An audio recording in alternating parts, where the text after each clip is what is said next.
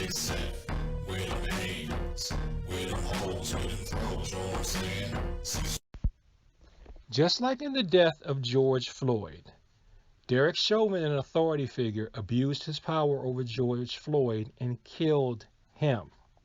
People watched. Someone filmed it. We only know that it happened the way it did because it was filmed. Now, in Taiwan, the 7-year-old boy that I've reported on a month before this video, who was thrown 27 times by his judo teacher, Sensei Ho, he's died. We only really know about the incident and the death because the boy's uncle filmed it. Now, a lot of people want to blame the uncle for the death, or saying the uncle should have done something to intervene. I do not blame the uncle. If there's anything I would blame for anyone not intervening, I blame the bystander effect, just like I did in the video about it when the boy was just in a coma. People see things that are horrific, and a lot of times they don't know what to do. They're in shock. They say, I'm going to record this so that people will believe me.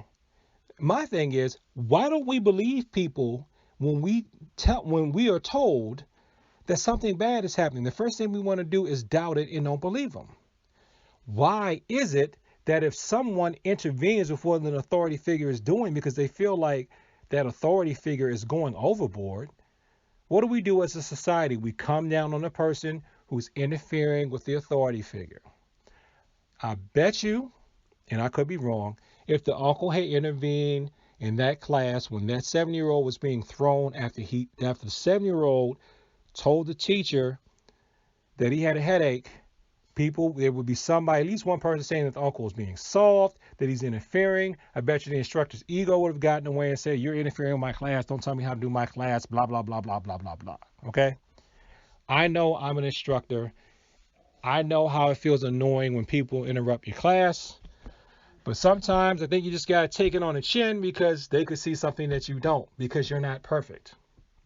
And now, because of our be hard mentality of us feeling like we have to treat children, especially little boys, turn them into little soldiers, a 7-year-old has passed away from a sport.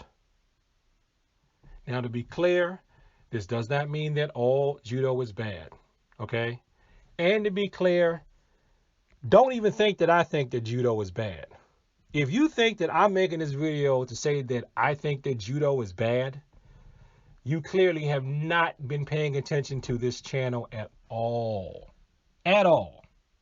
You clearly don't know me. I'll just leave it at that. I'm not going to run down my credentials. You clearly don't know me. Okay? But my point is, now we have this tragedy. We have this tragedy because of an abuse of power.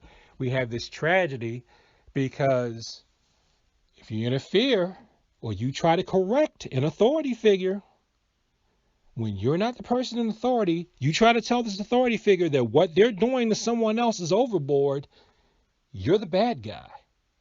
You're wrong. So the uncle was in a double mind. He'd have been wrong if he saved the little boy. He'd have been wrong. He was wrong for filming it. So he's in a double mind. And why does it take the uncle having to film it for the boy's mother to believe that there's something wrong with the judo class? That's something else that needs to be unpacked. And I'm not just blaming her. I don't see this as something that, oh, it was Asia. They're different than where we are in America. No, this is something I think that could happen in any country, with any culture, with any race of people. Okay? This could have happened, period. This is part of human nature. This is what happens when someone abuses their power. This is what happens when we don't believe whistleblowers. This is what happens. In this case, a 7-year-old boy died from a sports.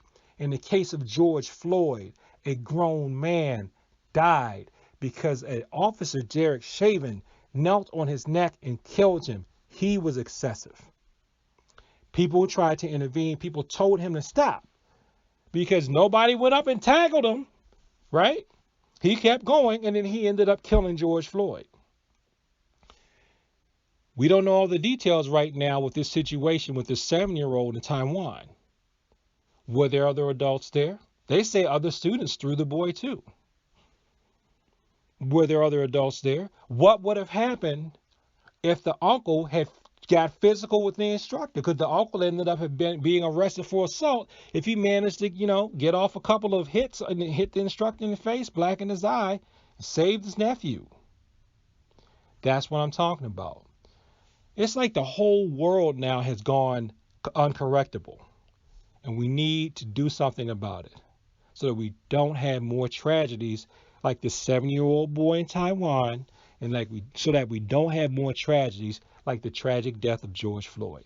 Thank you for watching this video. Like, comment, and subscribe. Please share this with people like to talk about the martial arts in peace. And as always, thank you for your time.